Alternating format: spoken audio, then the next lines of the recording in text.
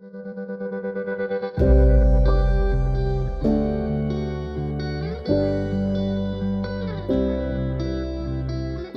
morning, everybody. My name is Quinn Reimer. I'm a community success and support coordinator here at GivePulse. And I've been with GivePulse for a little bit over 4.5 years. In that time, I've had the opportunity to support a variety of higher ed clients, doing all kinds of different work, right? Including students, faculty, and community partners. And I am the primary point of contact for Villanova. So I'm really excited to kind of take you guys through a training today. I know it sounded like maybe we have kind of a mix of faculty and staff in the room potentially. So we'll kind of talk about the experience for both types of users.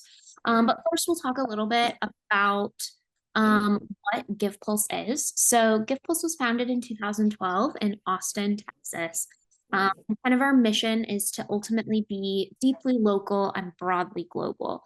So we do that by, supporting within kind of those local communities as well as, across the world.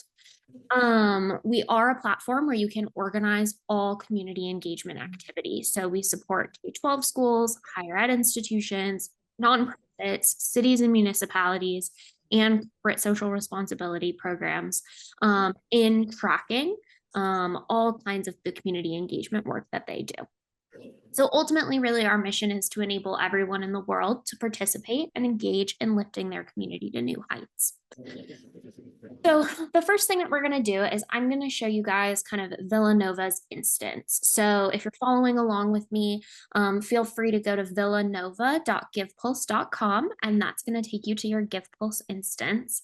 And I'm just going to go ahead and click that little Villanova logo in the right-hand corner, because that's going to take me to your kind of university subgroup. So it's important when you're navigating the site that you're always going to that villanova.givepulse.com.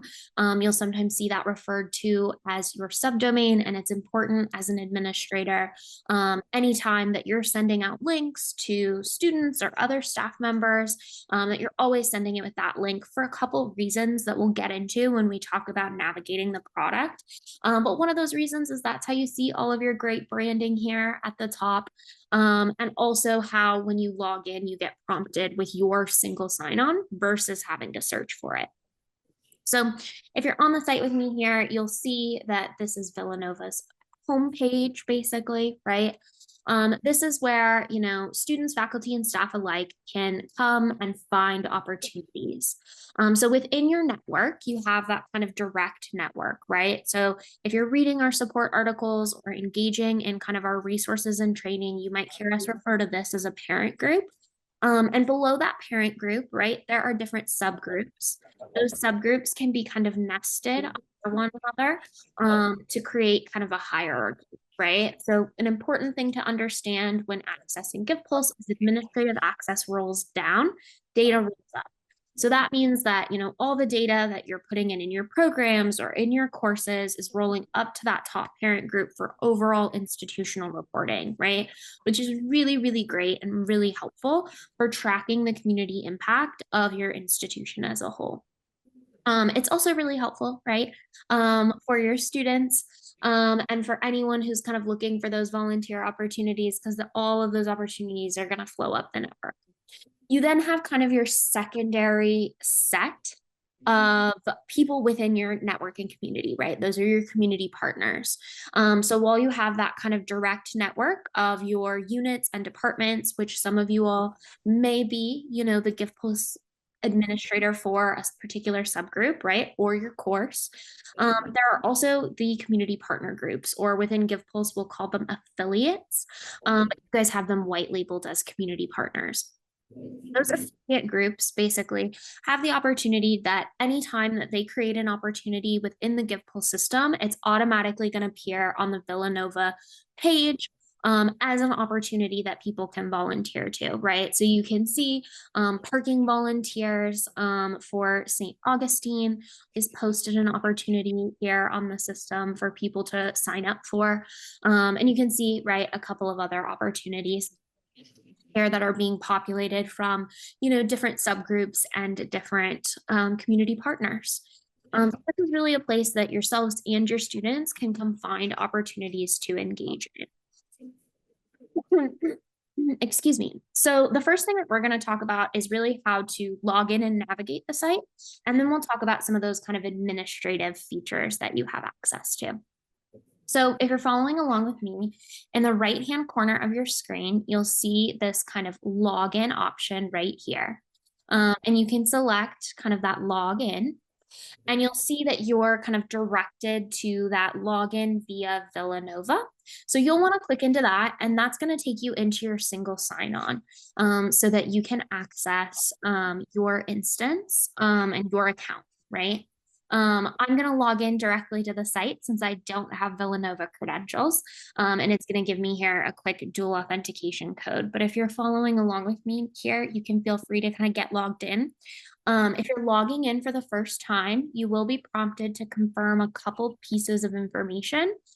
So your institution is sending some information about you via a data sync or your SSO, such as your first name, last name, email. And that information is going to appear to you where you can say, hey, yes, this is me. And then it'll also ask you if you want to add a profile picture. You can skip that and come back to it later, or if you want to add your profile picture, then you can. So once we're logged in, the first thing we're going to talk about is this top navigation bar. Because as long as you know how to navigate this top navigation bar, you can really never get lost in the system. Because as we scroll through or navigate to different pages, that top navigation bar is always going to follow us around the site. So the first thing that we're going to talk about is your user dropdown. So you'll see we've got that nice little profile picture with that drop down. This is where you can access a couple different pages about you in the system.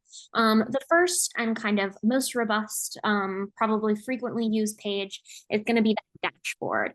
In your user dashboard, you can access any of the information related to your engagement within the GivePulse system. So for your students, this is particularly helpful because they can access impacts that they've already kind of created. They can access their registrations, their course membership, their group membership, and kind of all of that different activity that they have across the platform that's already happened, right? This is where they can access that information all in one place. You'll see I've got some quick preview information of those things, and I can also go into kind of these more one-off kind of tabs of it. Before we get too far in, I also do just want to give kind of a definition of the word impact, because you'll hear me use it a lot, probably in this presentation. But impact is just the umbrella term that GivePulse uses for community engagement data. So most commonly that is volunteer hours, but it can also mean things like, money donated, goods donated, training hours, research hours, right? A variety of different kind of things. So you'll see that kind of term referenced throughout the platform. Additionally, you can access from that top drop down your user profile. So this profile is your public page on GivePulse about you as a user. You can choose to make yourself a private user, and this will kind of hide this page. Otherwise, it is publicly accessible. And in here, you can add a cover photo. You can give your about information. It will show you cumulative information on the groups that you're a part of, the total number of impacts and hours that you've done, as well as other information such as, your skills and causes that you've filled out about your engagement on the site. Lastly, in the kind of, user dropdown, you do have your account section. This is where all of those account settings are. So that's where you can do all those good things like updating your email preferences, updating the information that is being displayed within your user profile, and kind of various other settings, right? That's where you would make your account private if you wanted to, or make your account public if it was already private and you wanted to change that. Any kind of various like setting changes about your individual account happen within that section. The next thing that we're going to talk about in this kind of top navigation bar is activity. So activity, again, just like your user dashboard, refers to your engagement as a user and volunteer on the site. So if you go into groups, it's going to show you the groups that it would show you, that kind of tab in your user dashboard. It's just kind of a quicker way to access that, right? So if I go to activity and groups, it's going to take me into that groups tab on my user dashboard. So it's kind of just a quick way to navigate that. And the last thing that we're going to talk about on your top navigation bar is this manage button. You'll only see these manage options if you're already an administrator of a group or a course on GivePulse. So if you don't see that, that might be why, right? If there is, perhaps a subgroup or a course that you believe you should already have access to, you can connect with Josh or Kate. And they can kind of help you figure out where you should have access, maybe that you don't.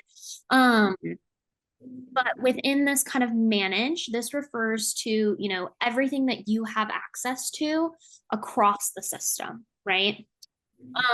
So manage events, that is, all the events that I manage across every single group that I have administrative access to, right? Same with all those other options, right? Shifts, registrations, impacts, internships, applications, right? Lastly, in that kind of last box section here, you have some quick links to some of the groups that you have administrative access to. So you'll see some of my kind of quick groups here: onboarding, GivePlus University, Fido Food Pantry, right? These are some of the groups that I have administrative access to. You might have also noticed on my page right now that there are two manage buttons. So on the very top, in that top navigation, you see the manage button that we've just been talking about, and then you see the manage button on the left-hand side menu. The difference between these two manage buttons is that the top manage button, again, refers to you as an administrator across the platform. The manage button on the left-hand side refers to the group or event that you're viewing, right? So in this case, I have, administrative access to Villanova's group, so I can go into manage and dashboard and get to that kind of group dashboard. However, it is important to note that if I'm on, let's say we'll go into GivePulse University here really quick to kind of show you what this looks like. But let's say that I am on the public page for GivePlus University. I see those two manage buttons again, just like I did on Villanova.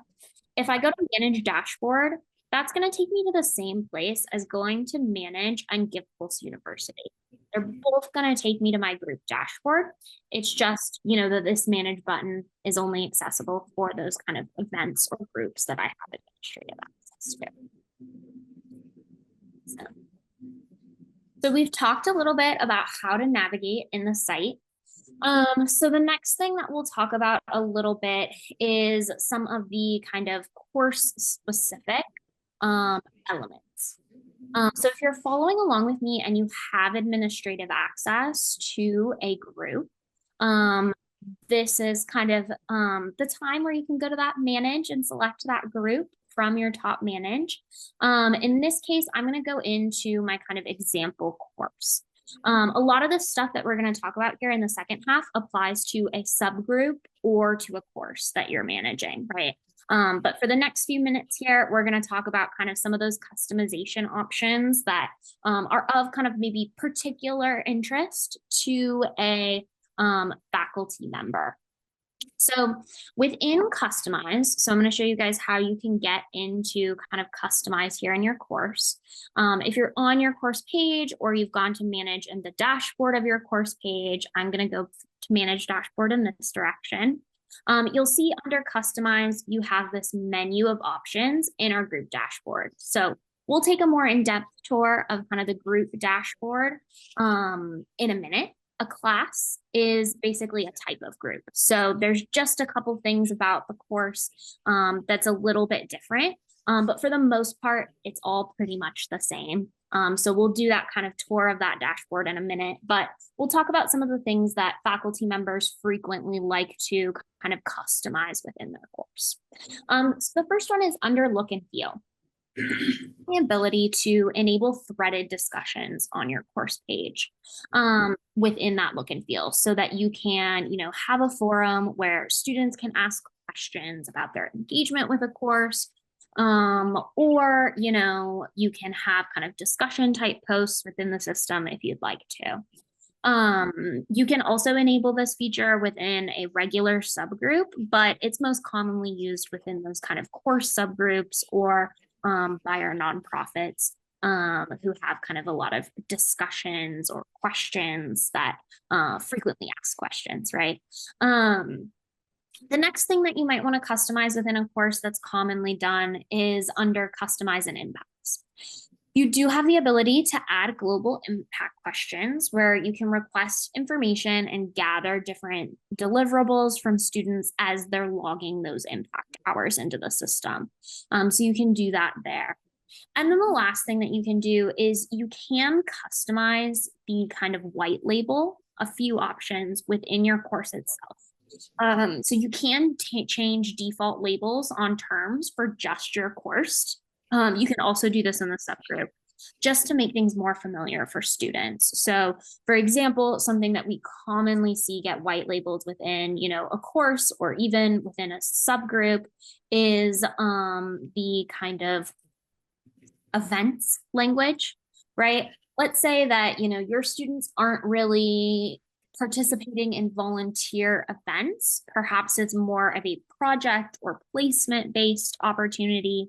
We'll often see this language get updated to kind of reflect that and the other information that's been communicated to those students, right? So you do have the ability to do that kind of customization within your course. So that was kind of our one just kind of aside to go through. And now we'll kind of get back into kind of the basics of managing. So everything that I'm going to talk about kind of from here is going to be applicable to a faculty member who is running a course or to a kind of staff admin who's running a subgroup or program. So again, I'm on GivePulse University, and I'm going to go into my administrative view or the group dashboard of this page. And we'll take kind of a quick tour of this group dashboard. So within this group dashboard, you can access a variety of different information about your group or course, right? You'll see alerts of the action items that you have to take. You'll see GivePulse alerts offering different resources that might be of help to you. For example, right now we have it posted about our open office hours. So every Thursday from 3 to 4 Central Time, if you have any questions, you're welcome to join that. We have our success managers in those calls to help answer any questions where you can just hop in. Very casual and great, right? So we'll post different opportunities there. Sometimes, it'll be an upcoming webinar. Occasionally we will do some kind of grant opportunities for your community partners. So it might be advertising those. But you can find really helpful information there. And as you kind of scroll down, you'll see some overall kind of stat information about your group, as well as information on, upcoming events, your affiliates, upcoming events, and a calendar. You'll notice that this kind of top alerts option corresponds to red alert boxes in the left-hand menus. So, we have one impact to verify, so you can see that kind of one red alert on impacts. I have 2 groups requesting to be a subgroup, 4 requesting to be affiliates, which corresponds right to that 6th red alert on the kind of network. When I open up that menu, you can see it kind of broken down. And then you can also see that I have 1 pending membership. And you can kind of see that corresponding red alert there under users. So that basically tells you when you need to take action within, your group or course, or maybe not necessarily you, but some action by, someone, maybe someone else who has administrative access. So we'll talk a little bit about that when we talk about impact verification. But the first thing that we're going to talk about is manage users, but we're going to talk about manage users. We're going to talk about creating an event, and then we're going to talk about managing your impacts today. So the first thing we'll do is we'll go into manage users. So this is where you can see information on all of the users within your group. So you'll see we've got this nice manage grid. We've got some different information displayed about these users. And we're going to talk about three things. The first is how to configure and sort this manage grid. Then we'll talk a little bit about how you can filter. And then lastly, we'll talk about how to export. So within this kind of manage grid, you can filter and search any of these kind of columns that have kind of the little boxes here for you to make selections from. We also have configure layout in that kind of right-hand corner. Within this, you can expose or hide any of the information that is being, shared or has been populated in the system, right? This information can be populated in a variety of ways. It might be coming in through your data sync. It might be submitted by the student after they submitted a membership application to your group, right? Or it could be an administrative field that you've been tracking data in. But you can add and remove some of these different fields, right? So let's say I actually don't really want to see the College of Study field, and I want to see user tags before any of this other stuff, right? Right now, I have it at this very end. I want to see it first. So I can drag and drop to change the order of these columns. Anytime you make changes to this configuration, you'll need to scroll to the bottom and select the green apply button. Once you've kind of completed that sorting and filtering, you'll see that my configured kind of manage grid layout has changed. So the user tags is appearing first, right? Then I see all of these other kind of options. You also have the ability to do some filtering by date. So this is really, really helpful sometimes for those kind of course instructors to, check student progress. So I'm also going to add one other column here. But if I go ahead, I want to draw your attention to my kind of top 3 users here, right? You'll see the 2 errands, each have impacts 1 and 4, right? Of, a less than an hour, 5 hours. And then we've got a bed who has 2 impacts and 8 hours, right? So I just want to kind of draw your attention to that. But let's say I just want to see those total hours within, the kind of network for the month of July, right? Maybe they have a per month hour requirement for, your unit program, or within your course, you have a midterm checkpoint where you need to make sure that they're at this point, or, you're concerned about their ability to successfully complete the course, let's say. So we're going to go ahead and apply that date filter. I want to show everyone. That means that it's going to show people even who have 0 hours in that period. And then I'm going to hit apply. And you'll notice that my top 3 people, the 2 errands and a bed, now both have 0 total impacts and 0 total hours, because none of those impacts that we were seeing previously had been done during this time period, right? So this can be really helpful to give you kind of an overall idea of, the engagement of all of your individual users in kind of a nice, easy report over a specific period of time. The other thing that sometimes our faculty members will like, that's one of our default fields, is the last impact, right? Because sometimes this information can be helpful to see in, if a user maybe did a ton of engagement at the very beginning of the semester and then they haven't engaged with us since, it might look like, they are on track for hitting their hours, but if they haven't logged anything in 3 months, maybe they're not actually on track, right? Maybe they've kind of fallen out of practice or fallen off the radar. And it's just kind of another data point in which some of our group organizers and our faculty members like to use. So we have kind of a variety of those default fields available within configure layout that can be helpful. Lastly, all of our manage grids are fully exportable. So if you go to that blue actions button and select export, you're able to export either all data or visible columns. All data exports everything that the system knows that you have access to in that managed grid. And visible columns exports only what you sorted and filtered for. So those visible columns is really, really great for those kind of customized filtered views like we've created here that maybe need to get shared with someone who doesn't have access within the Giftful system. Or maybe, that you need to kind of do further reporting on or plug into another system. So that can be really helpful. Awesome. So now that we talked about how to manage our users, we'll talk a little bit about how to create an event. So if you're following along with me, you can go to events and then you can go add event. So a little bit about, when you might create an event. If you are a faculty member running a course, there's kind of 3 common ways that opportunities get populated into a course, right? One is that you affiliate with community partners and their opportunities populate into your course. And those are, you've maybe approved all activities with these particular partners as meeting requirements for your course, right? Alternatively, you can promote individual opportunities into the course.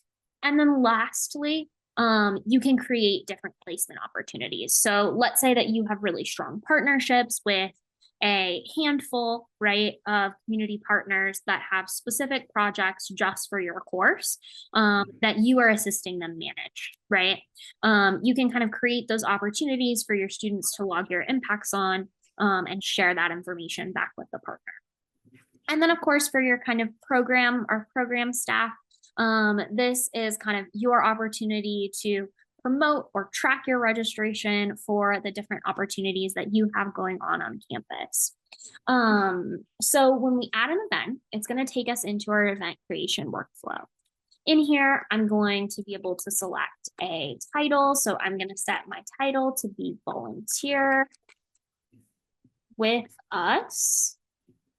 And then I'm going to just put a dash in the description as a placeholder because that description is required. So you can tell a little bit more information about the event. Then you'll have to provide a kind of cover image. So you can upload your own.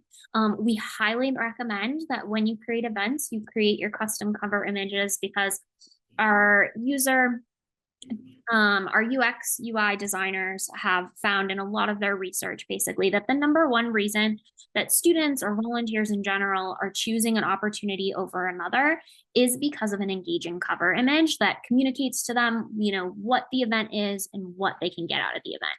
However, you don't always have, an image in the moment. So we do offer a library of images for you to choose from. So you can select one of those images to use for kind of the life of an event or as a placeholder while you work on your custom image. So we'll go with this image. You'll see that the administrator is set to whoever's creating this event. So in this case, it's me. And then within kind of GivePulse, we have really 5 event types, right? The first is a volunteer event. The second is an event. The difference between these two is that a volunteer event defaults to impacts enabled and an event defaults to impacts disabled. So an event is great for something that you don't want people to log impacts to and that you maybe just want to track attendance or registration. Whereas, a volunteer is one that you want to track those kind of service impact hours to. Then we have a project type event. A project type event allows you to create an event with a project plan that has different milestones. This is really, really helpful for those kind of more long-term projects. I've seen them used a lot for, let's say within a course, you have a group of students working with a community partner on a marketing plan, right? You might have a project type event that has, the first milestone is, researching. The second milestone is generating content, right? The third is, posting that. And the fourth is, analyzing the success, right? So that can be really great. A pledge type event is an event where you can have people report that they're going to do something, right? So we most commonly see that for things like pledging to vote, but really it can be used for anything. And then these kind of last three are all kind of related. If you have your bank account connected to the gift pool system, we do support the sale of tickets and some different fundraising capabilities. But likely for the most part, right, these top kind of 4 event types will be what you're using. So the next thing we'll talk about is frequency. So the first is single one time, right? That's pretty easy. It's got one start and end time on one day. And then we've got those multiple occurrences. Within multiple occurrences, you could have an event that is shifts or time slots. So shifts is a situation where you have those defined start and end times over, a period of a day or multiple days. Time slots allows you basically to set a range of times that are available for volunteers to come in. And then those volunteers, within the parameters you've set, can generate, right, their custom volunteer periods. So those time slots are used really commonly for, areas that, in like an animal shelter, right? They're open from 9 to 5. You can come in and volunteer at any time that you want, as long as you're there for 2 hours, right? That would be a great kind of use case for a time slot event. And then lastly, we have our ongoing and open events. So ongoing and open allows you to create an event with no set date. And so those are great for grouping, data. Let's say that you have a program that has, different categories that users have to hit minimum hours on. But they're doing that kind of service independently, perhaps, right? An ongoing or open opportunity can be good. So we most commonly see that being used by our extension programs, where maybe they have community gardens or demonstration gardens where people aren't really signing up even. They're just showing up, they're working in the garden, and they're reporting those hours, right? So we're gonna go ahead and go with a single one time. You do have a variety of privacy levels that you can choose from. We are going to make this event private invite only. That means it's only visible if you have that specific invite link. You can learn more about what each of these privacy settings mean by selecting that Learn More button, and it'll give you a nice description of all of them. So then we're going to go ahead and save and continue. Once I complete that basic information, I'll be able to put in the date information for my event. So that start date, end date and time, the number of participants needed, and the location of the opportunity, right? And then I can go ahead and save and continue. If I had created an event with shifts or time slots, that's when I'd answer kind of those settings and questions as well. And then I'll be taken into registration settings. So the first registration setting that you'll be able to set is those open and close dates of when registration is available, right? I can also set a cancellation deadline if there is a minimum amount of notice that you require for someone to cancel. You can set that registrations are auto-approved or that there is admin approval needed. So that, admin approval needed means I can submit my registration, but my registration isn't unconfirmed until, an administrator approves it, maybe making sure that I meet certain requirements. We also do enable have a waitlisting feature if you want to turn that on. The waitlisting feature is really nice because if the event is full, and I am on the wait list and someone cancels, the first person in the wait list will automatically then be registered and sent a notification, hey, you have been taken off the wait list and you're now registered for this event. If they can't attend anymore, they can cancel it. It'll move down the list, right? Which is really helpful. You've got a variety of other kind of settings within here. You can customize some of those automatic email notifications. So registrants will receive a confirmation email and event reminders, right? So you can choose information about, when those go out and what the content of some of those messages are. Then you have your registration form where you can collect any information you need before the event. So by default, the gift pool system is always going to collect first name, last name, and email. So you never need to put that in this form. However, we do see people commonly add, cell phone number, right? But you can collect any other information you need if you need a t-shirt size, or maybe they need to upload a copy of their resume, right?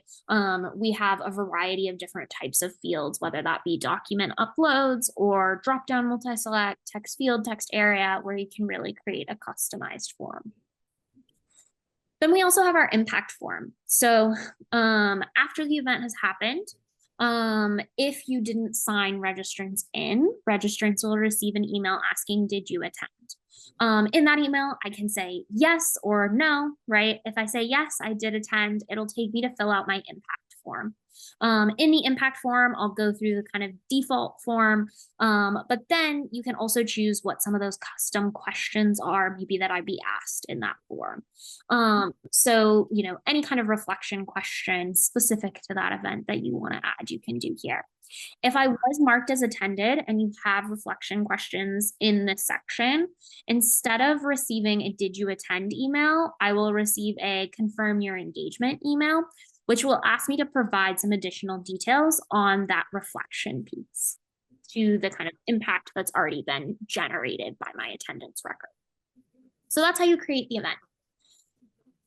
So we're going to go ahead and back out of the kind of event creation to talk about impacts.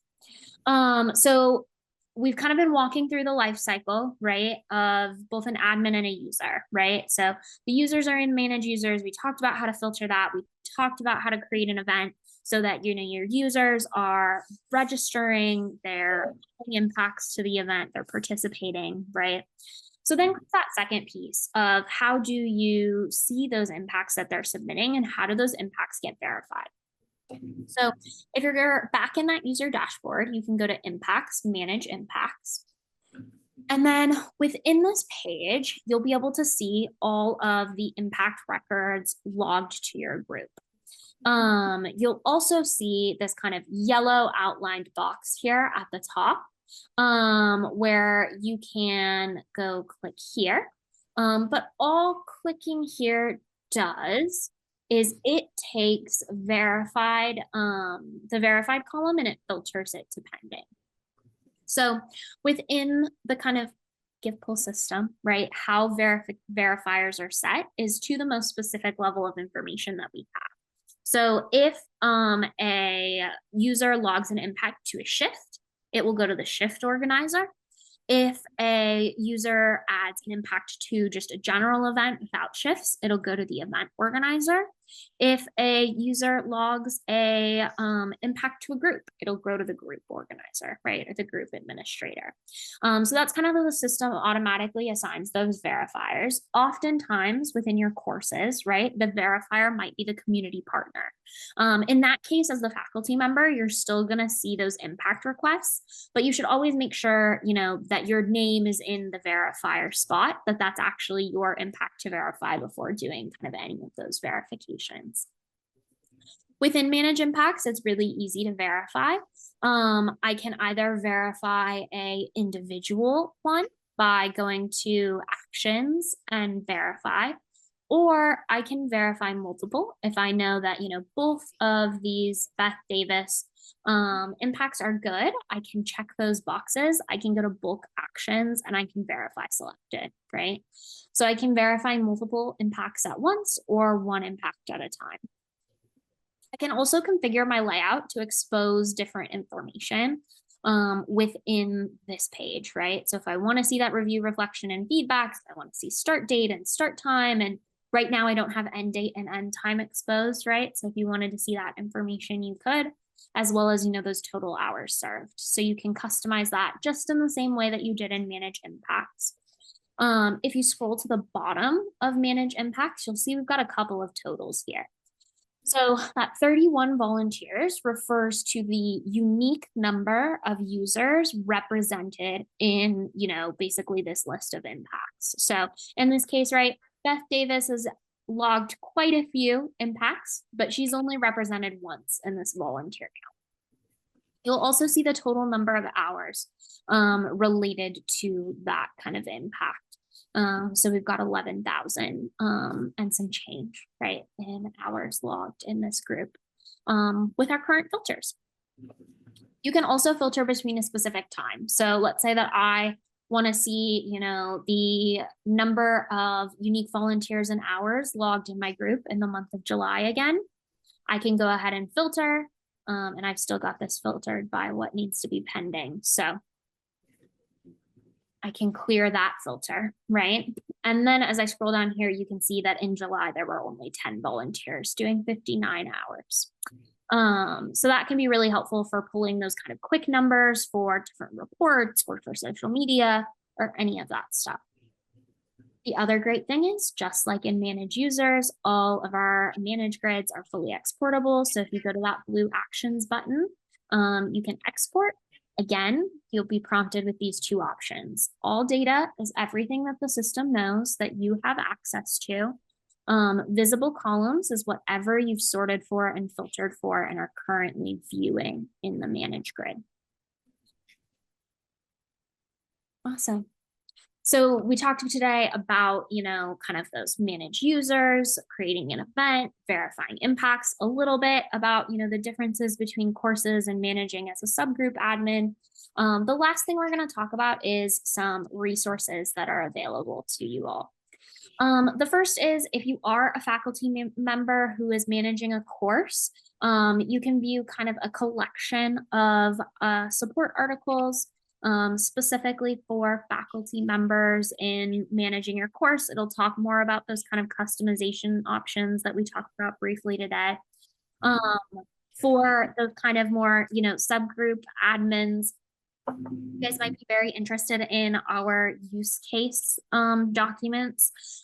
They talk about kind of different ways that you can utilize the GivePulse system and different ways that other GivePulse clients are utilizing it. So those use cases include things like service learning, but aren't limited to that, right? We talk about, all the different kind of ways that, maybe a food pantry on campus might be utilizing it, or, a lot of those different examples.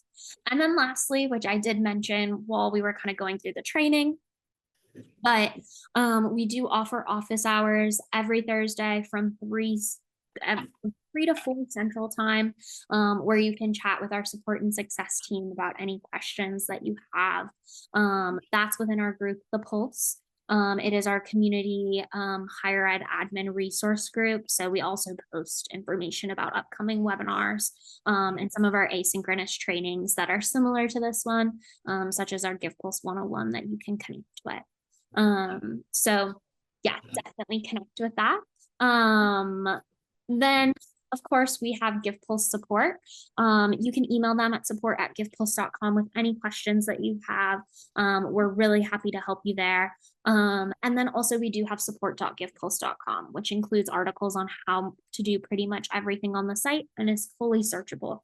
So that's really great. I'll be sharing these slides with Kate and Josh, so I'm sure they'll share them out with you guys as well. But I appreciate your guys' time in going through this today. So I'd love to open it up to questions if there are any at this point. I do have a question about helping your affiliate maybe. Sure. Is there a resource that we can turn to if we need help helping our partner organizations register for GivePulse? Yeah, absolutely. So your community partners are also welcome to use a lot of the resources that we talked about today, including, support.givepulse.com, which is, fully searchable. There's articles specific to helping them as well within there. And we also have a kind of community partner guide, which goes over kind of the basics of the things that are relevant on most campuses to community partners that you're welcome to share with them. That's accessible to you on the Pulse. So you're welcome to share out resources that we have there with them. We also do have the Beat, which is our community resource group for our basically nonprofit partners, and that includes our kind of community partners of higher ed institutions. So you're welcome to connect us to them there as well.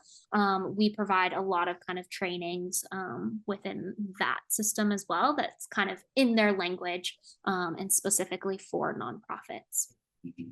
I have a question, but I think it's more for you, Josh, than the platform. So if for instance, our students are gonna do a community service project or some sort of engagement.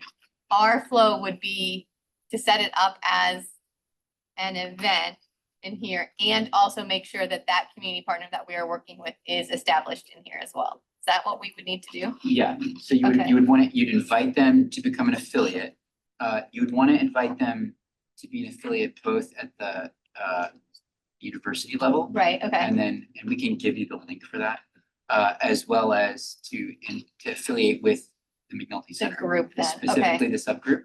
If you go into, you're in the dashboard and you go to customize affiliations, there's a shareable link for affiliating with whatever the subgroup Okay, with is. that, okay. And then you can click that, it'll copy it, you send that to them. So, but that's after they've joined the platform. To help a community partner join the platform, you should email commongood@villanova.edu and we will email you the link to send to them. Yeah, because so that link will take your community partner through the process of creating their administrator account and then also creating the group and then also having it affiliated with Villanova because there's kind of a 3-step process. So that link keeps them flowing through each step. And then like Josh said, they can affiliate with subgroups of the network as they need to.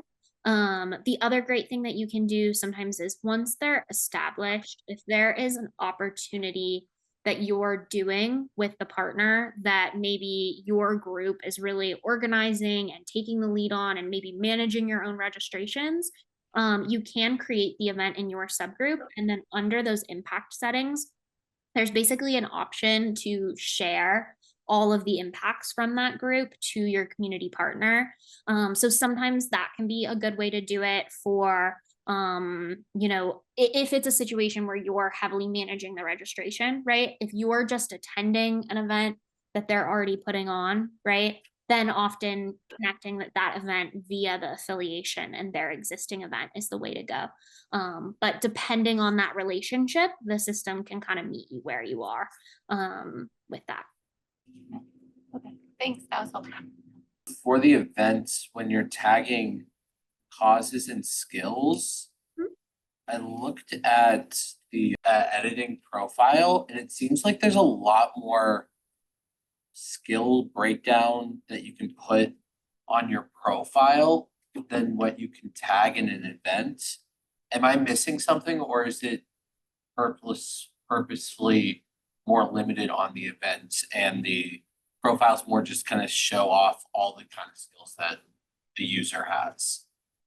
Yeah, it wouldn't surprise me if they're not a one-to-one list, just mainly because so for those of you who don't know, we're currently in a transition from a basically old technical framework to a new technical framework, which what that means is basically the whole site is being recoded to modernize. And we've just about finished all the user pages. So it could be that some of those skills got updated then and they didn't, or over time changes have been made in one area and not the other. So one of the things that we've been trying to do within the system with this transition is to just have more consistency.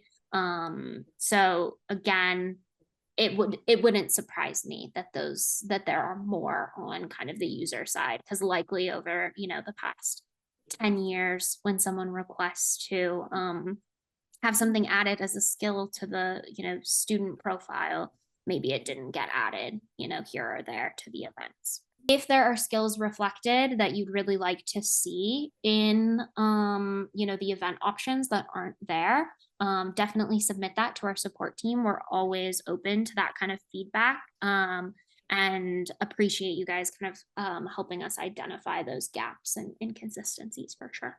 Thank you. Awesome. Well, I know we kind of went over a lot of information today. If you're anything like me, my questions always come up after the question period. So if anything comes up later, feel free to reach out to us at support@givepulse.com or reach out to me at quinn@givepulse.com, and we're happy to answer any questions that you have.